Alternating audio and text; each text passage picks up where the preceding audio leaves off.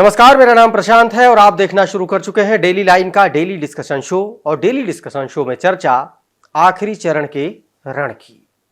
आज शाम 5 बजे चुनाव प्रचार थम जाएगा 2024 के लोकसभा चुनाव का।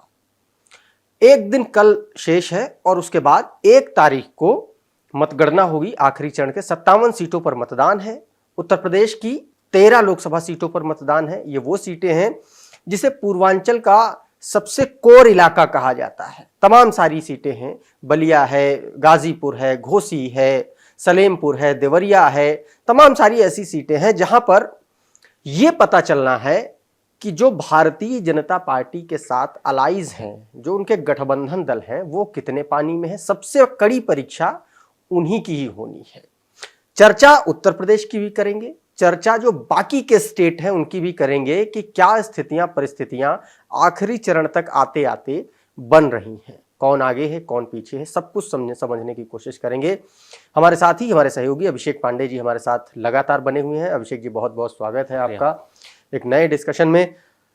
अब चुनाव प्रचार खत्म, समझिए खत्म हो गया और ये वो चुनाव प्रचार है, कोई चरण का नहीं, ऐसे नहीं, ये इसको ऐसे कह सकते हैं कि 2024 का जो चुनाव प्रचार है वो यहां से थमता है।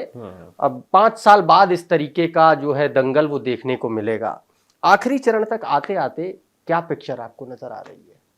देखिए, बहुत उतार चढ़ाव देखने को मिले और मुझे लगता है कि एक लंबा चुनाव था। बहुत सारे लोगों का कहना था कि इस गर्मी में थकाऊ है, उबाऊ है, लेकिन इंटरेस्टिंग भी था। हमने देखा पहले चरण से, आप देखिए 19 अप्रैल से लेकर के आज समाप्त हो जाएगा। 1 तारीख को वोटिंग होगी और 4 तारीख को काउंटिंग होगी। 4 तारीख को आप सोचिए दोपहर बाद 4 बजे तक पिक्चर पूरी तरीके से क्लियर हो जाएगी। ठीक बात है। लेकिन इस पूरे चुनाव में इतने उतार चढ़ाव देखने को मिले, ये सबसे दिलचस्प था। कांग्रेस पार्टी, समाजवादी पार्टी, अलग अलग राज्यों में चाहे जेडीयू हो, फिर आम आदमी पार्टी हो, सबका अलायंस देखने को मिला। चुनाव इंटरेस्टिंग हो गया क्योंकि विपक्ष एकजुट हुआ इस बार। कुछ जगहों पे अलग रहा, लेकिन एक बार इंडिया गठबंधन बना तो चुनाव दिलचस्प हो गया। बीजेपी के सामने यह कहें कि चुनौती थी, मोदी जी के सामने प्रधानमंत्री के बतौर प्रधानमंत्री वो अपने आप को तीसरा टर्म के लिए कंटेस्ट कर रहे थे, तो उनके सामने चुनौती है कि इंडिया गठबंधन से कैसे वो पार पाए। पहले चरण के बाद से जो 2 फेज और हुए, दूसरा और तीसरा, उसमें ऐसा लगा कि इस बार दिक्कत है इंडिया के सामने, काफी कड़ा मुकाबला देखने को मिल रहा था।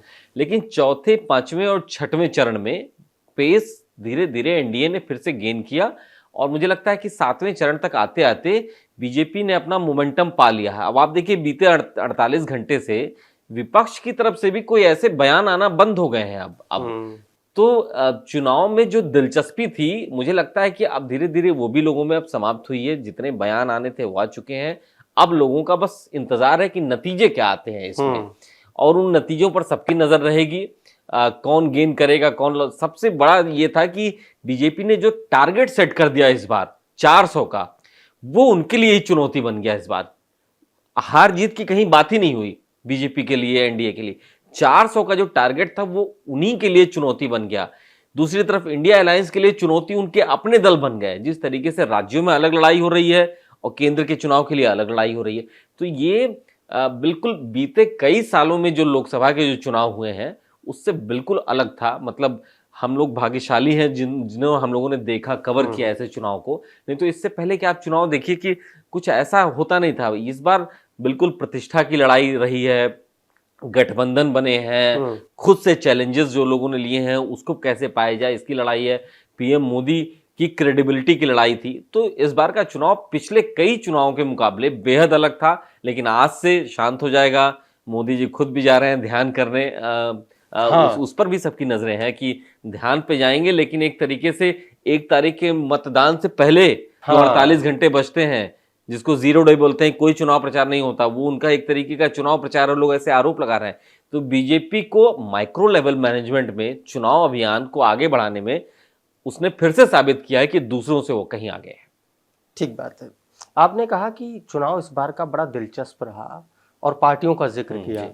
इंडिया अलायंस की सभी पार्टियां एकजुट हो गईं, तो भारतीय जनता पार्टी के लिए प्रतिष्ठा का सवाल बन गया। ये दिलचस्पी मतदाताओं में नहीं देखने को मिली इस बार। मतदाताओं का जिस तरीके का जो वोटिंग टर्नआउट रहा, वोटर टर्नआउट रहा, और जिस तरीके का उनका बिहेवियर पैटर्न रहा, इस इलेक्शन को लेकर के, चाहे वो ग्राउंड रिपोर्ट्स की बात कर लें तमाम सारे मीडिया प्लेटफॉर्म्स पर, बहुत ज़्यादा मतदाता एग्रेसिवली बोलता नजर नहीं आया, चाहे वो अगेंस्ट की बात करें चाहे वो प्रो की बात करें इनकम्बेंट के। इसके पीछे का कारण आप क्या देख रहे हैं? और दूसरा, मतदाताओं का जो रुझान है, मतलब इस माइंड सेट के जो मतदाता हैं, उनको आप किस तरफ ज्यादा झुकाव वाला समझ में आता है? देखिए, एक तो अगर ये कहा जाए कि रैलियां जो हो रही हैं वो भीड़ या फिर सोशल मीडिया पे जो जिस तरीके का सपोर्ट एक दूसरे को मिल रहा है, ये मुझे लगता नहीं है कि ये किसी भी चुनाव के जीत हार का कोई टूल है एक तरीके से। दूसरी बात कि मतदाता खामोश रहे इस बार, उनके मन को पढ़ना मुश्किल हो रहा है। उसके पीछे की वजह है कि एक तो लोग स्मार्ट हो रहे हैं, सोशल मीडिया का ज़माना है, ठीक है। लोग धीरे धीरे एक डेमोक्रेटिक सिस्टम में, पॉलिटिकल टूल में अपने आप को और धीरे धीरे फिट कर रहे हैं। युवा मतदाता है, उनको पता है कि कहाँ बोलना है, कितना बोलना है। महिलाओं की भागीदारी बढ़ी है, वोटर टर्नआउट महिलाओं का ज्यादा है और महिलाएं बोल कम रही हैं इस बार। तो ये सबसे बड़ा सवाल है कि अगर वो नहीं बोल रही हैं तो उनका रुझान किसकी तरफ है। तो मतदाता स्मार्ट हुआ, आप ये समझिए, मतदाता स्मार्ट हो गया है अब, इसीलिए वो अपने मन को आसानी से नहीं पढ़ने दे रहा है। जो वोकल है प्रशांत जी, जो वोकल है वो साफ दिख रहा है कि ये सपा का है तो सपा की बात कर रहा है, ये भाजपा से जुड़ा है तो भाजपा की बात, यानी जो जिस पार्टी से जुड़ा है वो उसकी बात कर रहा है। सिर्फ कार्यकर्ता बोल रहा है, कार्यकर्ता बोल रहा है या फिर उस विचारधारा से जो जुड़ा हुआ आदमी बोल रहा है। लेकिन एक बहुत बड़ा वर्ग है जो स्विंग वोटर्स हैं, जो खामोश है, वही इस चुनाव की दिशा तय करेगा। वो घरों में काम करने वाले लोग हैं, महिलाएं हैं, यूथ हैं, ऑफिस गोइंग लोग हैं, इस देश का कर्मचारी वर्ग है जो घरों में है। तो आप देखिए कि आप उनके मन को नहीं पढ़ पाएंगे। एक घर में मसलन मान लीजिए हमारे घर में 5 लोग हैं, तो पहले प्रोबेबिलिटी ये होती थी कि 5 के 5 वोट किसी एक पार्टी को जाते थे। अपने घर में हेड ऑफ द फैमिली मैं हूं, मैंने कहा कि भाई सबको वोट देना, सब लोग देते। लेकिन आज के समय में ऐसा नहीं है, हर कोई स्मार्ट है। घर में 5 वोट हैं, 5 प्रोबेबिलिटी है कि 5 जगह वोट पड़ सकते हैं। हर कोई स्वच्छंद है, वोट डालने के लिए फ्री है, सबके विचार अलग अलग है। इसीलिए इस बार मतदाता का मन पढ़ पाना बहुत मुश्किल हो रहा है। लेकिन एक चीज इस चुनाव में जरूर देखी गई कि अक्रॉस द कंट्री प्रधानमंत्री नरेंद्र मोदी के चेहरे पर मुझे नहीं लगता कि कहीं कोई दिक्कत थी। उनकी पॉपुलैरिटी में जरा से भी कहीं कोई कमी नहीं। मैं जो अभी सवाल आपसे कर रहा था उसको थोड़ा सा और रिफाइन करते हैं।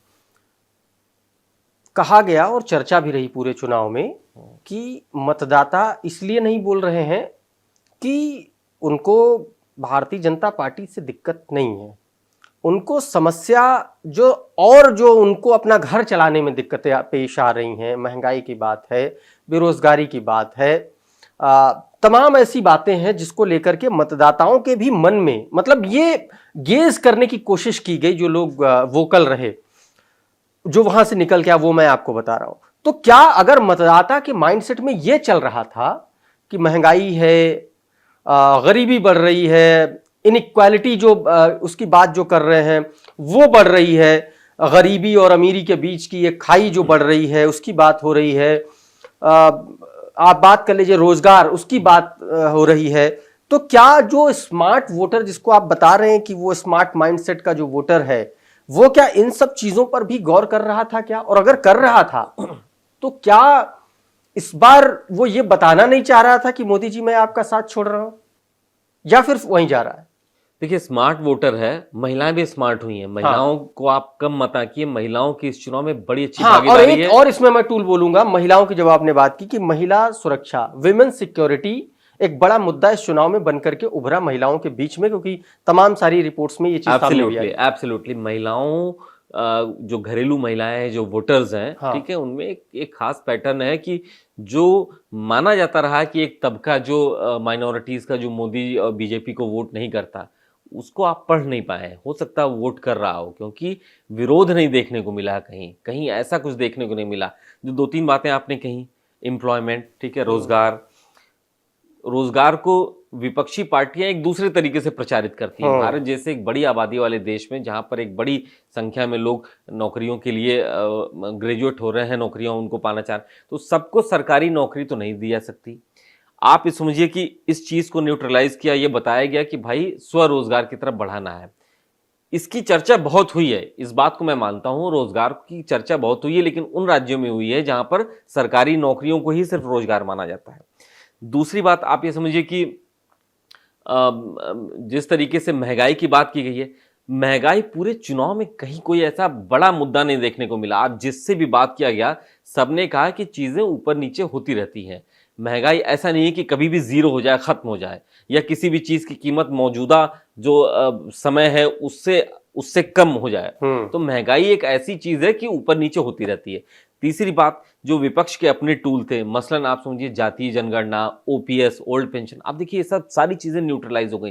तमाम कर्मचारियों से बात हुई, इनफैक्ट उनका कहना था कि पेंशन योजना, देश में बड़ी बड़ी संख्या में कर्मचारी हैं जो 2004 के बाद भर्तियां हैं, उनमें भी कहीं ये चीज न्यूट्रलाइज, कहीं कोई ये चर्चा की बात नहीं थी।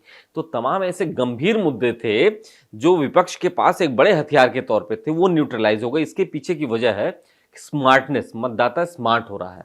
जो 18 साल प्लस का जो नया मतदाता जुड़ा है, उसको पता है कि ये सब चीजें फालतू में जो कही जा रही हैं, इसका कोई बहुत ज्यादा मतलब नहीं है, क्योंकि वो आगे की सोच रहा है। ये सारी चीजें जो है ये ट्रेडिशनल मुद्दे रहे हैं जो चलते चले आ रहे हैं लंबे समय से, और लोग धीरे धीरे समझदार हो रहे हैं। और इसीलिए विपक्ष के पास जो जरूरी टूल्स हुआ करते थे, जिसके दम पे वो सरकार को हमेशा घेरा करती थी, इस बार उसका कोई खास असर दिखा नहीं। आप सोचिए, पिछले 3 चुनाव से लगातार ये बात कही जा रही है 15 लाख 15 लाख 15 लाख, इसका कहीं जमीनी स्तर पर कोई एक और बात, असर नहीं है। एक सवाल और है, क्योंकि ये रणनीति से जुड़ा हुआ सवाल है, और इस बार मतलब एनडीए वर्सेस इंडिया की रणनीति की बात करते हैं। पिछले 2 चुनाव में हमने देखा, 2014 का और 2019 का, कि भारतीय जनता पार्टी ने नैरेटिव सेट किया, बीजेपी ने नैरेटिव सेट किया, और विपक्ष उसके अराउंड रहा, उसको टैकल करता रहा, उसके जवाब देता रहा।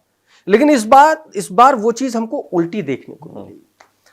संविधान खतरे में है, इसका मुद्दा विपक्ष का था, ये विपक्ष की रणनीति का हिस्सा था कि संविधान खतरे में है, और इसका इस बार हमें एकदम उल्टा देखने को मिला। पूरे चुनाव में भारतीय जनता पार्टी के तमाम नेता इस बात पर सफाई देते रहे कि संविधान कोई खतरे में नहीं है, बल्कि उसी के अराउंड बोलने को उनको मजबूर होना पड़ा कि संविधान हम नहीं बदलना चाहते, बल्कि इंडिया अलायंस के लोग बदलना चाह रहे हैं। तो क्या आप इसको एक विपक्ष की बड़ी रणनीतिक जीत मानते हैं क्या? क्योंकि इस बार बीजेपी को अपने पाले में खेलने का मौका नहीं दिया इंडिया अलायंस ने। उसने कहा नहीं, आप हमारे पाले में एक बड़ा उनके पास हथियार था, लेकिन आपने कहा ना कि वो उन पर ही भारी पड़ गया। आप देखिए, पहले चरण से लेकर के मुझे लगता है कि चौथे चरण तक संविधान वाली बातें सबसे ज्यादा हुई कि हाँ, क्योंकि मंदिर और ये सारी चीजें गायब रही पूरे इलेक्शन में। बदल दिया जाएगा, संविधान खतरे में है, संविधान बदल दिया जाएगा। लेकिन आप देखिए, कांग्रेस की तरफ से ही बीच बीच में जो बयान आए, उसने इस मुद्दे को डाइल्यूट कर दिया। मसलन राहुल गांधी ने जो बोला कि आर्थिक सर्वेक्षण कराएंगे, वो उस खतरे में आ गया। सैम पित्रोदा ने जो बयान दे दिया, तमाम इस तरीके की जो बातें आई, तो बीजेपी ने उनके टूल को, जो उन पर भारी पड़ रहा था, सफाई देनी पड़ रही थी, यस सफाई देनी पड़ रही थी, हर रैली में सब जगह बोलना पड़ रहा था, लेकिन चौथे चरण के मतदान तक इसको बीजेपी ने हैंडल कर लिया, और उल्टा ये चीज उनके ऊपर डाल दी कि आपकी वजह से, आप देखिए मुस्लिम आरक्षण देंगे, आप संविधान खतरे में डालेंगे, आप ओबीसी का आप हक मार लेंगे, आप उनका पैसा छीन लेंगे, आप यहाँ पे इनहेरिटेड टैक्स लगाने की आप बात कर रहे हैं। तो ये सब संविधान को बीजेपी ने इसको लिया, अच्छे से हैंडल किया, नीचे तक पहुंचाया, पेनिट्रेट किया, हाँ नीचे तक पहुंचा दिया। और ये मुझे लगता है कांग्रेस की ना समझी थी कि अच्छे मुद्दे को, अच्छे जो उनके पास इश्यूज थे, उसको सही दिशा नहीं दे पाए। उन्हीं के नेताओं ने उसको गलत दिशा दे दी, और या उसकी वजह से डाइल्यूट हो गया वो। ठीक बात है। तो कुल मिलाकर के ये पूरा चुनाव कुछ चुनिंदा मुद्दों के इर्द गिर्द लड़ा गया, और उसी के इर्द गिर्द नजर आया, इंक्लूडिंग जो जातियों की गोलबंदी है, जो कास्ट इक्वेशन है, और जो रिलीजियस पोलराइजेशन के इश्यूज हैं।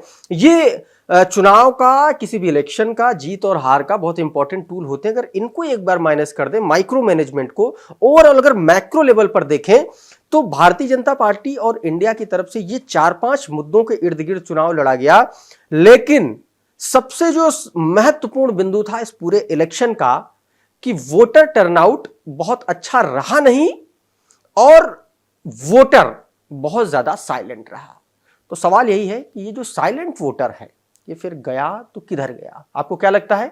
हमारे कमेंट बॉक्स में जरूर लिखिए। ये वीडियो आपको कैसा लगा, हमारा एनालिसिस आपको कैसा लगा, इसको बताइए जरूर। अच्छा लगा तो उसको लाइक करिए, इसको दूसरों को भी शेयर करवाइए। और साथ में अगर आप हमारे चैनल पर पहली बार आए हैं तो चैनल को सब्सक्राइब कर लीजिए। ये वीडियो अगर आप हमारे पेज पर देख रहे हैं तो हमारे पेज को फॉलो कर लीजिए। हमारे प्लेटफॉर्म का नाम है डेली लाइन।